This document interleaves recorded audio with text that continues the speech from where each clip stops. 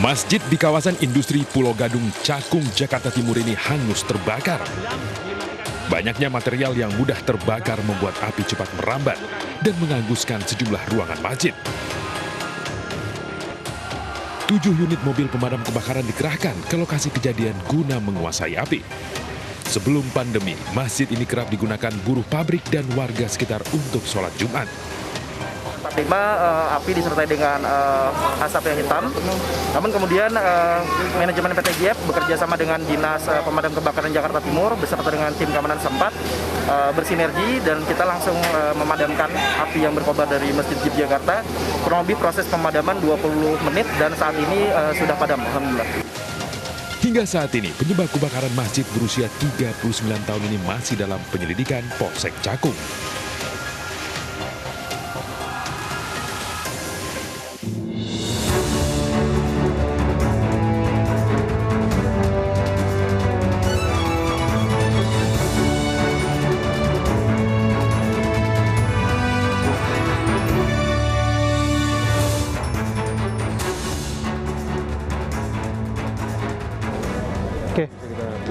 Oke, thank you Bang Tatang. Selamat malam, selamat bergabung di iNewsroom. Di sini kita akan membahas isu-isu fenomenal, kontroversial, dan krusial yang menjadi sorotan bersama saya, Abraham Silaban. Saya dapat informasi, kita harus mulai informasi pertama dari Kendari, di mana ada aksi mahasiswa yang ricuh memprotes kehadiran Presiden.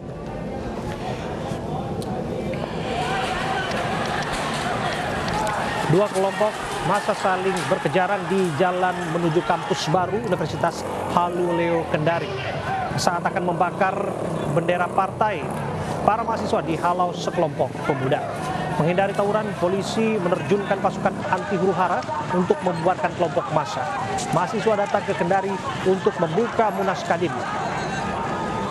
Mahasiswa menyatakan Presiden tidak seharusnya hadir karena Kendari sedang mengalami peningkatan jumlah pasien COVID-19.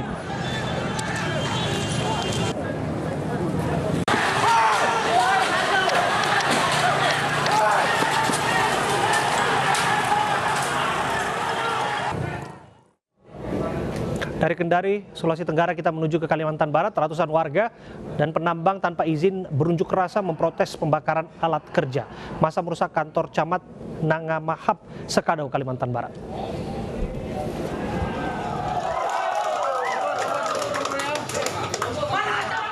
Warga mendatangi kantor Camat Nangamahap meminta penjelasan nasib penambang emas. Mereka juga memprotes sikap kepolisian yang membakar alat kerja. Mereka merupakan pekerja penambang emas yang beroperasi di sejumlah desa di Nangamahap. Banyaknya warga yang datang membuat aparat kepolisian kewalahan. Sejumlah anggota TNI juga turun langsung melakukan pengamanan. Aparat sempat mengeluarkan sejumlah tembakan peringatan untuk mencegah warga merusak kantor, namun massa bergeming. Tidak ada pejabat yang menemui massa untuk menjelaskan kelanjutan penghentian penambangan. Polisi memeriksa sejumlah saksi untuk mencari pelaku pengerusakan kantor. 2 dari 5 korban tenggelamnya kapal motor Yunis yang merupakan satu keluarga berhasil ditemukan. Untuk mencari korban lainnya, 150 tim gabungan terus menyisir lokasi tenggelamnya kapal di utara Selat Bali.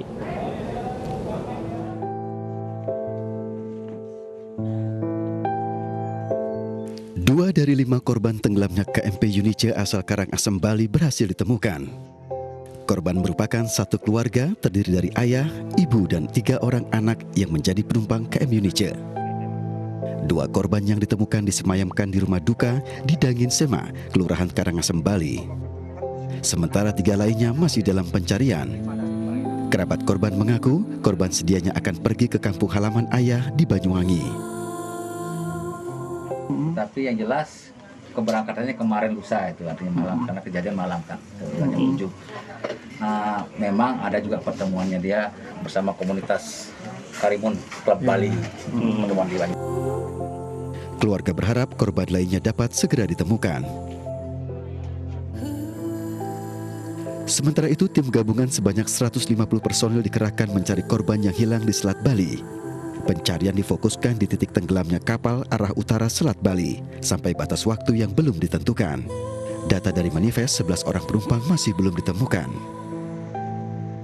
Yang jelas kami dari kepolisian dan unsur terkait dengan Lanal dan juga dari Basarnas, dari BPPD tetap melakukan upaya pencarian sampai dengan batas yang kita tentukan, di mana titik tenggelamnya kami sudah ketahui. Bersama-sama unsur-unsur terkait itu kita terus melakukan pencarian di tempat tersebut. Dari 7 orang meninggal dunia, 5 sudah teridentifikasi. Dari Karangasem, Bali, Yunda Ariasta, iNews melaporkan.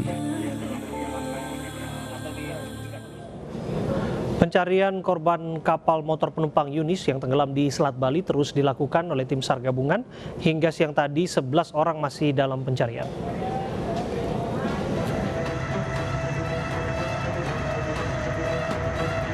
Tim SAR gabungan terus mencari korban kapal motor penumpang Yunis yang tenggelam di Selat Bali Selasa malam. Sebanyak 150 personel gabungan dari berbagai unsur dikerahkan untuk melakukan pencarian hari kedua. Pencarian gabungan dibagi dalam 5 grup dan difokuskan di titik tenggelamnya KMP Yunis serta ke arah utara Selat Bali. Tim SAR gabungan juga mendirikan posko aduan untuk warga korban yang membutuhkan informasi mengenai korban. Selamat adalah sejumlah 39 orang. 39 orang ini kalau dirinci adalah apakah semuanya masuk dalam manifest. Ternyata memang dari data yang ada bahwa total yang masuk dalam manifest adalah 41 orang. Dari 41 orang dari korban yang kita temukan 39 ini ternyata masuk dalam manifest hanya 16. Selebihnya 23 orang yang selamat adalah di luar manifest. Kemudian dari data tersebut juga kita temukan itu adalah korban yang selamat yang bisa ditolong oleh kapal yang sedang melintas. Tapi juga ada yang korban yang kebetulan mungkin tidak beruntung, tidak terlihat oleh kapal yang melintas pada saat malam itu. Ada 7 orang yang kita temukan dalam kondisi meninggal.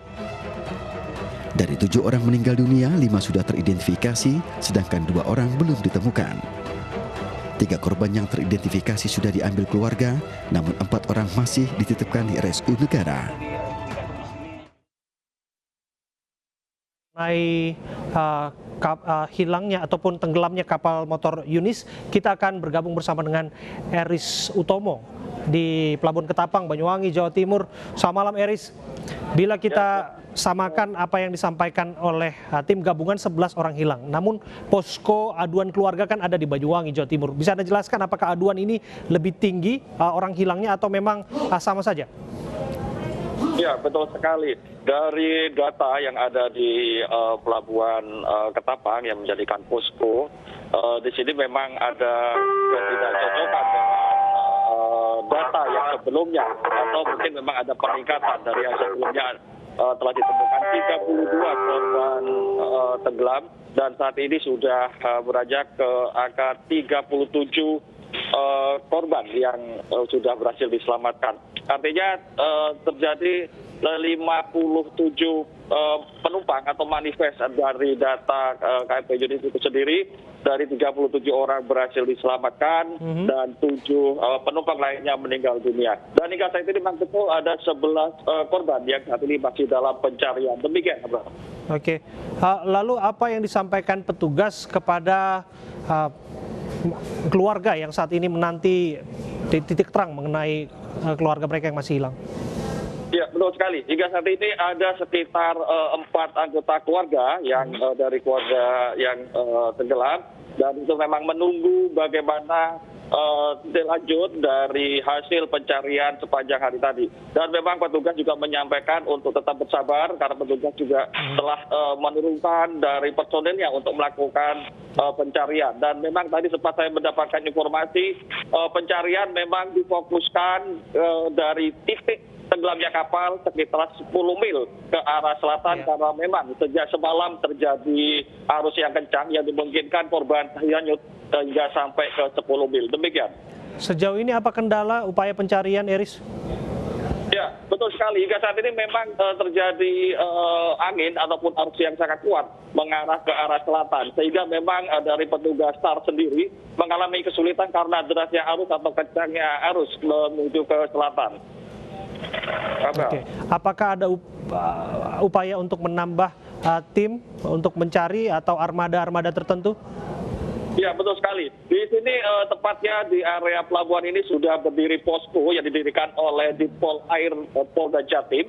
Dan di sini juga menyiapkan tim penyelam yang nantinya bila sewaktu-waktu dibutuhkan dari personil ini pun juga siap untuk melaksanakan perintah selanjutnya untuk mengevakuasi. Demikian. Oke. Kompensasi yang diberikan kepada otoritas yang berwajib kepada keluarga yang saat ini menanti titik terang, seperti apa? Ya, memang betul sekali. Nah, saat ini dari pihak keluarga juga ingin bertatap muka langsung dengan para pihak yang memang bertanggung jawab dalam kecelakaan ini. Namun demikian, desas-desus yang sudah beredar, mereka juga kebingungan karena banyak dari penumpang yang tidak manifest ataupun tidak masuk dalam data. Ini berarti mereka juga setidaknya mereka akan berpikir dua kali apakah mendapatkan asuransi atau sebaliknya sama sekali tidak dapat. Dan memang hingga saat ini korban masih dari keluarga korban masih menunggu di posko darurat yang ada di pelabuhan SDB Ketapang. Demikian. Sejauh ini kan informasi mengenai penyebab tenggelamnya ini juga masih simpang siur dan belum bisa dipastikan.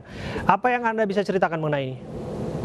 Ya, betul sekali. Sejak terjadi atau pasca kejadian tenggelamnya kapal Yunus ini, dari beberapa penumpang yang sudah berhasil dievakuasi dan selamat di situ sempat menceritakan bahwasanya sebelum kapal bertolak dari pelabuhan Ketapang menuju pelabuhan Gilimanuk, terjadi genangan air yang ada di bawah. Artinya di situ sudah ada kebocoran dan itu sudah disampaikan oleh pihak penumpang kepada ABK, namun dari ABK sendiri tidak menghiraukan dan dianggap itu hal yang biasa karena memang terjadi gelombang yang tinggi. Dan di situ pula terjadi suatu insiden yang sangat luar biasa yang waktunya pun sangat singkat sekali, bahkan disampaikan oleh para saksi yang penumpang yang selamat. Di situ tidak sempat dari ABK ataupun nakoda untuk menyampaikan adanya insiden yang terjadi. Dan juga mereka bahkan tidak sempat untuk menggunakan life jacket sehingga banyak korban jiwa di situ. Bahkan sampai mungkin terseret arus ke selatan ya karena memang arus kencang sekali di situ. Abraham. Terima kasih Eri Sutomo, laporan Anda langsung dari Pelabuhan Ketapang, Banyuwangi, Jawa Timur. Kasus COVID-19 terus meningkat. Sejumlah rumah sakit menggelar tenda darurat mengantisipasi kerumunan. Pemeriksaan pasien pun terpaksa digelar di halaman rumah sakit.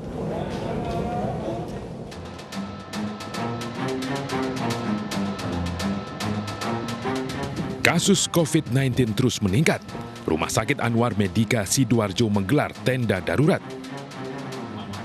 Mengantisipasi kerumunan di dalam ruang perawatan, rumah sakit menggelar screening pasien di halaman ruang instalasi gedung darurat. Pasien yang tidak tertampung di kamar perawatan pun dialihkan ke dalam tenda darurat sebagai ruang isolasi. Rumah Sakit Anwar Medika sendiri memiliki 138 tempat tidur ruang isolasi khusus. Dan kini telah 95% seluruhnya terisi pasien COVID-19. Jadi kita sudah 6 hari ini bor kita sudah 99%, hari ini sudah 100, sehingga kita tambahkan lagi yang di tenda itu adalah RK Wijaya Kusuma kita, ruang isolasi COVID. Tidak hanya di Jawa Timur, RSUD Padan Arang Boyolali, Jawa Tengah juga mendirikan tenda darurat di depan ruang IGD. Hal ini guna mengantisipasi lonjakan pasien rujukan COVID-19. Sedianya tenda yang baru didirikan ini dapat menampung hingga 20 tempat tidur, peralatan oksigen, dan infus. Hingga Selasa kemarin, kasus COVID-19 di Boyolali sudah mencapai 11.439 kasus, 267 dirawat, 1.649 isolasi mandiri, dan 9.059 orang sembuh. Bupati Banjarnegara Budi Sarwono menuding adanya permainan rumah sakit pada pasien COVID menjadi sorotan. Untuk dipondokin di rumah sakit, Kalau diantar pakai mobil Dalam sendiri, video yang viral di media sosial, Budi Sarwo menyoroti adanya permainan klaim pihak rumah sakit dalam menangani pasien COVID-19. Ia pun menyerukan agar rumah sakit untuk menyudahi praktek tersebut. Budi mengajak semua pihak untuk betul-betul menjalankan Pancasila. Budi berharap pemerintah pusat bisa segera turun tangan agar permasalahan ini bisa segera terurai kebenarannya. Hari orang sakit, paham nggak? Saya sendiri juga sudah banyak dapat laporan gitu. Ada seseorang gitu, dia melakukan swab di rumah sakit A positif, di laboratorium yang betul-betul profesional negatif gitu. Jamnya sama, hanya selisih 10 menit gitu. Pada waktu melakukan swab gitu. Yang satu negatif, yang satu positif gitu. Ya, apakah tudingan ini benar adanya? Kita akan berbincang bersama dengan Dr. Agus Ujianto, Ketua Ikatan Dokter Indonesia di Banjarnegara, Jawa Tengah. Assalamualaikum, selamat malam, Dr. Agus. Selamat malam, Mas Abraham. Sukses, sehat selalu. Ya, sama-sama. Semoga Anda juga sehat selalu. Apabila yang disampaikan Pak Bupati ini benar adanya, ini sangat mengkhawatirkan dan sangat tidak bisa diterima oleh masyarakat. Apakah ini bisa dikonfirmasi, Pak Agus? Jadi yang namanya pasien itu mempunyai protokol kesehatan itu pasti. Apalagi rumah sakit pasti ada protokol kesehatan. Sementara pemeriksaan untuk standar penentuan pasien positif itu pasti atau tidak, sementara ini ada 3, yaitu rapid, kemudian PCR antigen dan PCR swab. Tentu saja satu laboratorium dengan laboratorium yang lain mempunyai standar yang sama sebenarnya. Kalau masalah kemudian ada sequel, interpretasi berbeda, itu pasti bukan kesalahan daripada petugas, tapi mungkin alatnya memang menunjukkan hasil seperti tersebut. Jadi saya kira perlu data yang lebih empiris kalau memang menyatakan data tersebut. Oke, soal bahwa perbedaan hasil pemeriksaan PCR dengan laboratorium itu disinyalir menjadi indikasi awalnya. Apakah laporan-laporan mengenai ini juga sudah terjadi di Banjarnegara kepada Ikatan Dokter Indonesia? Ya, ini kalau bagi dokter semua interpretasi kan apabila alatnya juga berbeda pasti akan berbeda interpretasinya. Apalagi kalau pengiriman satu dengan yang lain, cara pengirimannya juga berbeda. Kemudian tapi mungkin soal cara hasil PCR itu kan rigid, Pak Dokter. Ya pasti rigid, tapi kan ada nilai ambang ya, ada nilai di mana ada spesifik yang itu memang dianggap negatif, positif dengan nilai tertentu begitu. Itu nilai CT ya barangkali itu yang dimaksud ya? Ya maksudnya nilai CT seperti itu. Oke, karena saya seorang penyintas juga sedikit banyak juga pernah mengalami PCR test berapa kali. Tapi begini, Dok, apakah kemudian ambang batas yang Anda sebutkan tadi memungkinkan bahwa ada oknum nakal di rumah sakit melakukan tindakan meng-COVID-kan pasiennya? Saya kira tidak pernah ada lah seperti itu. Bagi kami selama ini teman-teman dokter rigid dan teman-teman rumah sakit juga rigid. Toh nyatanya sekarang kan klaim juga sudah berubah. Tadinya pada awal-awal cukup dengan rapid antigen itu bisa diklaimkan. Kemudian sekarang harus dengan PCR. Artinya jika PCR itu negatif maka klaim itu juga nggak akan sampai, bukan mencari-cari masalah. Itu protokol semua yang sudah kita lakukan sesuai dengan kemajuan teknologi yang ada. Apalagi kita di Banjarnegara kan termasuk daerah yang dikatakan Bupati juga bukan daerah yang kota begitu. Oke, tentu ini tudingan yang tidak main-main karena ini datang dari otoritas publik tertinggi di sana, Dr. Agus. Saya berharap bahwa ada titik terang mengenai ini. Barangkali siapapun rumah sakit yang terindikasi melakukan itu tidak melakukan hal yang dimaksud. Terima kasih, Dr. Agus Ujianto, Ketua Ikatan Dokter Indonesia Banjarnegara, Jawa Tengah. Kasus COVID-19 melonjak, pasien COVID-19 dirawat di lantai rumah sakit. Jangan kemana-mana, kami hadirkan informasinya saat lagi.